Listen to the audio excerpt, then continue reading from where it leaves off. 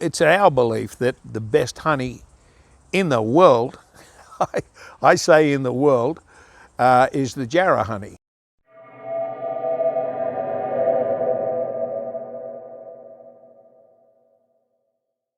Assalamu alaikum. Good to see you again. Zayek. Zayek. Good to see you again. You too, man. You too.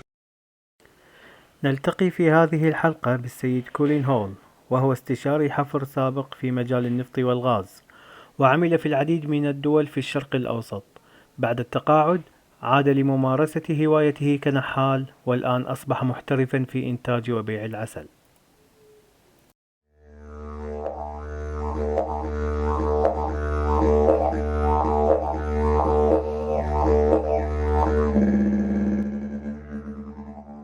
So we will start from what distinguishes the WA honey?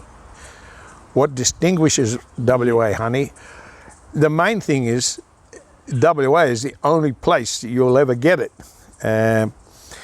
You know, the likes of the Jarrah and the carry and the red gum that we call red gum over here, and some of the mallee and some of the specific trees are only available in, they only grow in Western Australia. So it is unique that way, and they are all unique species.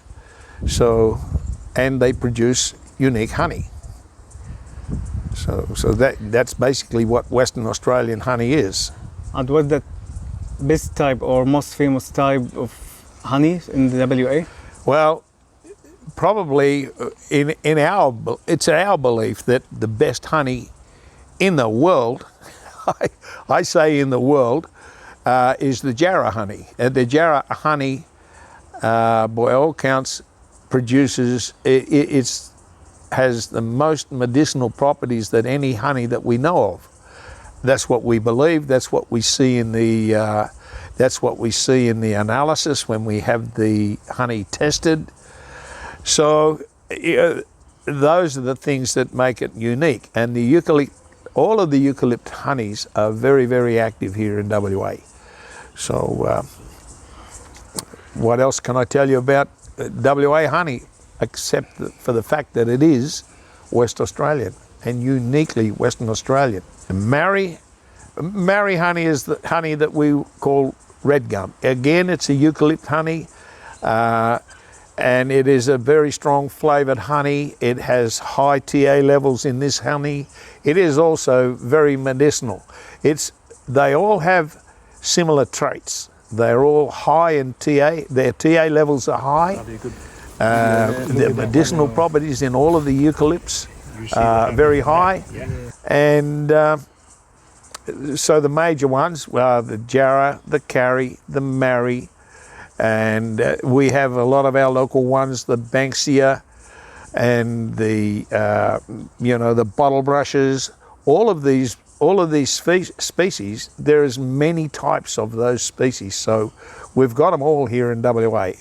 And when they produce, they are usually abundant.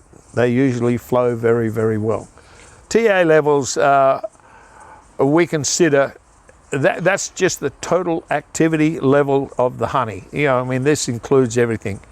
I think, and I'm not the expert on TA levels and etc. But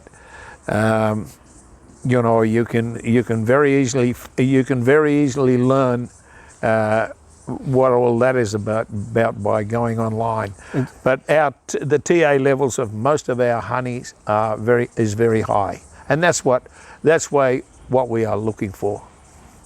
We are so isolated and so far away from everybody everywhere else. Everywhere else think we are another country. We're so far away, but that's basically why we are isolated from the rest of the country. We have different soils. There is many different things. It's like being in a different country. Over here we produce different flora than they do in New Zealand, or they do in Tasmania, or they do in New Guinea or any other country. West Australia is West Australia. We're very isolated. and it is what it is. We are a long way away from anywhere. Probably China they and a lot of the Southeast Asian countries demand a lot of Western Australian honey, and they know the reasons why. The Middle East, I believe I have customers myself that are a lot of customers from the Middle East buy my honey, and specifically for its flavours, for its medicinal properties. I don't know, I can't tell you the exact one, but I think China probably takes more Western Australian honey. The demand for our honey has increased so much. It is getting more and more and more and becoming more and more in demand everywhere. I've got quite a few. I am not a big beekeeper. I am not a large beekeeper. I'm not a packer. I'm just a small beekeeper. I have contacts in the apiary, in the honey industry or the beekeeping industry that are very, very big. And they can see what's happening. The demand is increasing. That's basically bottom line. The demand is increasing. The difficulties obtaining Jarrah honey is the Jarrah tree itself. Yeah. It's a fickle tree. It doesn't flower every year, and it doesn't flow every time it flowers. So, the general consensus is the Jarrah tree only flowers every 2 years, and it will only produce as good as the season lets it. And as of right now, the 2020 season, this season has been a very bad season, not just for Jarrah, but for all of the different varieties of honeys. It has not been a very good season for honey. We're hoping that next year is going to be a good one.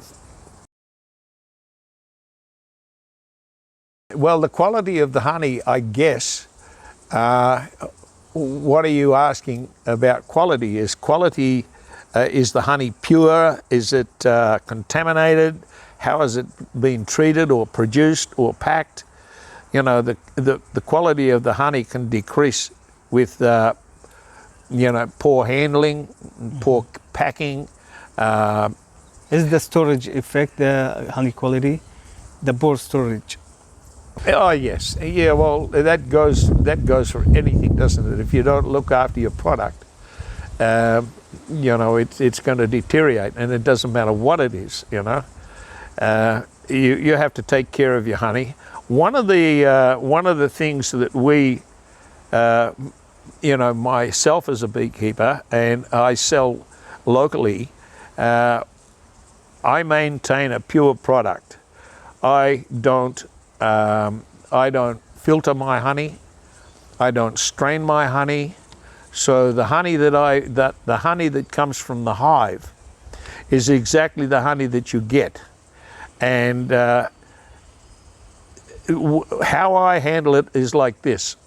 We extract it. It goes into the IBCs, straight into the IBCs. From the extraction equipment. It's not heated. It's uncapped and it's strained. At that point, it's not strained. The wax is drawn off it, and then I bring my honey down to my packing area where I put it in my jars and tubs and whatever I do, and I don't strain it. I leave it in the barrels. I bring it here, and I let the honey settle.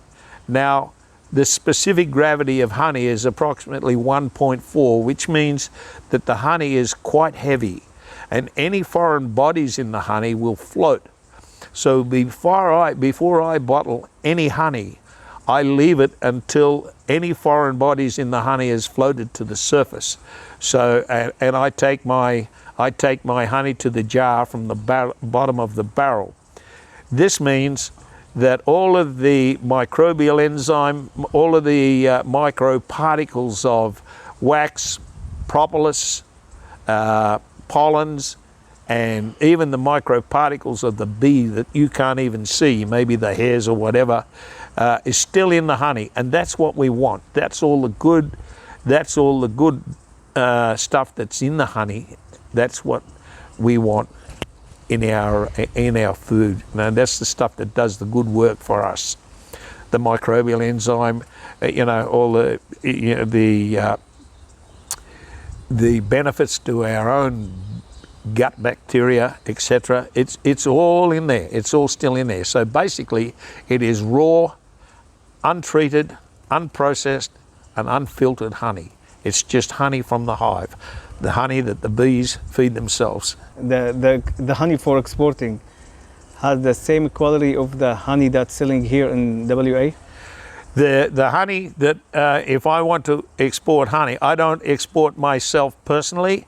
I have customers that come and take the honey back to their country, or they send it to their country or whatever. But the honey that I send, the honey that I sell to them, is the same honey that is in my kitchen.